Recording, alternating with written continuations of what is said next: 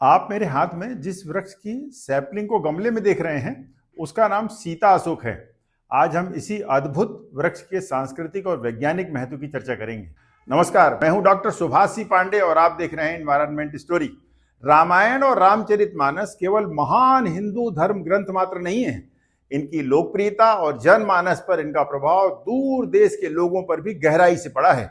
आज हालत यह है कि यूके और अमेरिका स्थित भारतीय समुदायों के अलावा Mauritius, Fiji, Malaysia, Cambodia, Indonesia, Thailand, Japan और चीन जैसे 20 से अधिक देशों में रामायण की कहानियां सुनी जाती हैं, उनके अभिनय मंचन किए जाते हैं।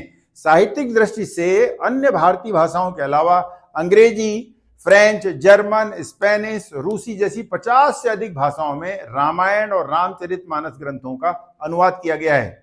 यह बताने की आवश्यकता नहीं है कि राम के आदर्श और सच्चरित्र पर आधारित ग्रंथ रामायण मुख्य रूप से अधर्म पर धर्म की विजय गाथा है, जिसमें अंततः अधर्म और अहंकार के प्रतीक राक्षस राज रावण का वध किया जाता है। यहां मैं रामायण में वर्णित मात्र एक दृष्टांत की चर्चा करना चाहता हूं। जब राक्षस राज महाराजा रावण ने छल पूर्वक देवी सीता का अपहरण तो कर लिया, किंतु उन्हें अपने किसी महल, रनिवास या अन्य सामान्य वन या उपवन में नहीं रखा, बल्कि जिस विशेष स्थान पर उन्हें रखा गया उसे अशोक वाटिका कहा जाता है। सवाल यह है कि आखिर सीता को अशोक वाटिका में ही क्यों रखा गया? क्या कुछ खास था इस व्यवस्था के अंदर? दरअसल एक श्राप के चलते बुद्धिमान राक्षस राज देवी सीता के साथ जबरदस्ती नहीं कर सकता था, इसीलिए उनका मन बदलने के लिए, उन्हें विवाह हेतु मानसिक रूप से राजी करने के लिए इस विशेष उद्देश्य से अशोक वाटिका में सीता को रखा गया था। इस व्यवस्था का रोचक सांस्कृतिक और वैज्ञानिक रहस्य यह है कि अशोक का वृक्ष वैज्ञानिक रूप से सराका अशोका कहा जाता है। आयुर्वेद और भारतीय परंपरा में अशोक वाटिका एक शांतिपूर्ण और सकारात्मक ऊर्जा वाला स्थान माना गया है। यहां तक कि विज्ञान की अंग्रेजी पुस्तकों में भी अशोक को a tree of love and healing लिखा गया है। जहां एक ओर आयुर्वेद में अशोक के वृक्ष को शारीरिक और मानसिक स्वास्थ्य के लिए लाभकारी माना गया है, उसके फूल और पत्तियां औषधीय गुणों से भरपूर हैं, जो तनाव और चिंता कम करने में सहायक हो सकता है। अशोक के वृक्ष के नीचे का वातावरण शीतल और शांतिपूर्ण होता है, जो व्यक्ति के मन में शांति और सकारात्मकता लाता है। यह प्रेम और सौहार्द की भावनाओं को बढ़ावा दे सकता है। अशोक के फूलों की सुगंध को सुखदायक और मन को प्रफुल्लित करने वाला माना जाता है। वैज्ञानिक शोध बताते हैं कि कुछ प्रकार की सुगंध हमारे मस्तिष्क में डोपामाइन और सेरोटोनिन के स्तर को बढ़ा सकती हैं, जो प्रेम और खुशी की भावनाओं को प्रेरित करते हैं। वहीं दूसरी ओर प्रकृति के बीच समय बिताने से तनाव और नकारात्मक विचार कम होते हैं। अशोक जैसे वृक्षों के बीच वातावरण, उनकी हरियाली और छाया मनुष्य के दिमाग में शांति प्रदान करते हैं, जिससे प्रेम और सकारात्मक भावनाओं को बल मिलता है। वैसे भी संस्कृत में अशोक का अर्थ शोकनाशक ही होता है। अशोक का प्रेम भाव से संबंध होना सांस्कृतिक और वैज्ञानिक रूप से दोनों ही समझ में आता है। हालांकि अब तक इस पर व्यापक वैज्ञानिक अध्ययन नहीं हुए हैं, लेकिन पारंपरिक मान्यताओं और आयुर्वेद के ज्ञान से यह बिल्कुल स्पष्ट है कि अशोक के वृक्ष का पॉजिटिव एनर्जी और लो इमोशंस पर प्रभाव पड़ता है। देखिए, आपकी स्क्रीन पर धीमी गति में सूर्य की रोशनी में चमकते शानदार फूलों से सजे सीता अशोक के मनोरम वृक्ष की ग्राफिक डिजाइन देखने मात्र से ही अशोक वृक्ष के नजदीकी मनोहक, शांतिमय और प्रेमपूर्ण वातावरण की कल्पना की जा सकती है।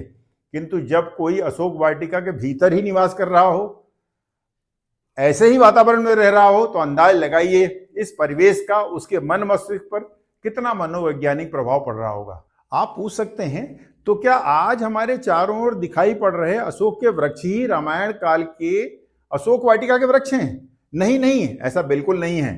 अशोक वाटिका के अशोक और आज हमारे आपके बीच दिखने वाले तमाम अशोक के पेड़ बिल्कुल अलग अलग हैं। दरअसल वास्तविक अशोक, जिसे सराका अशोका वैज्ञानिक नाम से जाना जाता है, और अशोक नाम से पहचाने जाने वाले आज के अशोक के वृक्षों के बीच में बहुत सी वैज्ञानिक भिन्नताएं हैं, और इसीलिए इन सब का उपयोग और महत्व भी अलग अलग है। ये तीनों प्रकार के वृक्ष, असली अशोक, अशोका पेंडुलम और ऑर्डिनरी अशोक के वास्तविक जमीनी फोटोग्राफ और फ्लावरिंग स्टेज में तीनों पेड़ों का ग्राफिक डिजाइन आपके स्क्रीन पर है। अशोका पेंडुलम को वीपिंग अशोका कहा जाता है। यह मात्र एक सजावटी वृक्ष है और इसी प्रकार ऑर्डिनरी अशोक ट्री को फॉल्स अशोका कहते हैं। अशोका पेंडुलम और अशोका ट्री आयुर्वेद और रामायण के हिसाब से कहीं कोई तरह से संबंध नहीं रखते। आजकल बाजार में बगीचे में सजावट के लिए फॉल्स अशोका और वीपिंग अशोका के पौधे अधिक उपयोग में लाए जाते हैं, लेकिन इसका कोई आयुर्वेदिक या सांस्कृतिक संदर्भ नहीं है।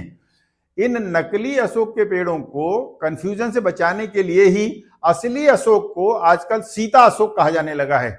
सीता अशोक के पेड़ का वास्तविक फोटोग्राफ, उसका एक सुंदर सजीव ग्राफिक भी आपकी स्क्रीन पर है, जिसके हरे भरे पत्तों और नारंगी लाल रंग के फूलों को देखकर मन प्रसन्न हो जाता है। बड़ा सवाल यह है कि आखिर इन असली और नकली अशोक के पेड़ों को जमीनी तौर पर पहचाना कैसे जाए।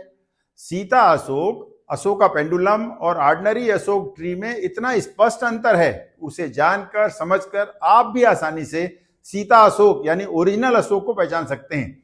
इन वृक्षों के अंतर को स्पष्ट करने वाली कुछ विशेषताएं मैंने आपके लिए एक टेबल के फॉर्म में बनाई हैं। जैसे मैंने कहा कि सीता अशोक के सुंदर नारंगी लाल फूल उसे दूसरे अशोक के पेड़ों से अलग पहचान देते हैं। सीता अशोक के गहरे हरे मोटे रंग के पत्ते भी स्पष्ट रूप से अन्य अशोक के पौधों से अलग ही दिखाई पड़ते हैं। केवल सीता अशोक का ही औषधि महत्व है। यह पौधा प्रजनन, स्वास्थ्य और तनाव के लिए अत्यंत लाभकारी माना गया है, जबकि अशोका पेंडुलम और अशोका ट्री का कोई औषधि महत्व नहीं होता। धार्मिक ग्रंथ रामायण में जिस अशोक वृक्ष का उल्लेख किया गया है वह सीता अशोक ही है, न कि अशोका पेंडुलम या ऑर्डिनरी अशोक। दरअसल अन्य पौधे विदेशों से आयातित लगते हैं, केवल सजावटी या थोड़ा बहुत ध्वनि वायु प्रदूषण रोकने के काम के लिए ये उपयोगी हैं। सीता अशोक का फल खाद्य फल नहीं है, इसे खाया नहीं जा सकता, लेकिन इसकी फलियां और बीज औषधि उपयोग की दृष्टि से अत्यंत महत्वपूर्ण हैं। दरअसल सीता अशोक न केवल प्रेम भाव का प्रतीक है, बल्कि आयुर्वेदिक गुणों और सांस्कृतिक महत्व का स्रोत भी है। यह हमें रामायण की गहराई और प्रकृति की शक्ति का स्मरण कराता है। तो उम्मीद करता हूं कि आपको हमारा ये इंफॉर्मेटिव वीडियो अच्छा लगा होगा। यदि ये वीडियो आपसे अच्छा लगा हो तो कृपया इसे लाइक करें, सब्सक्राइब करें और चैनल को दूसरे मित्रों तक भी पहुंचाएं, ताकि हम अपने संस्कृति और विज्ञान की बातों को दूसरे लोगों तक पहुंचा सकें, उसे समझ सकें। धन्यवाद। जय हिंद।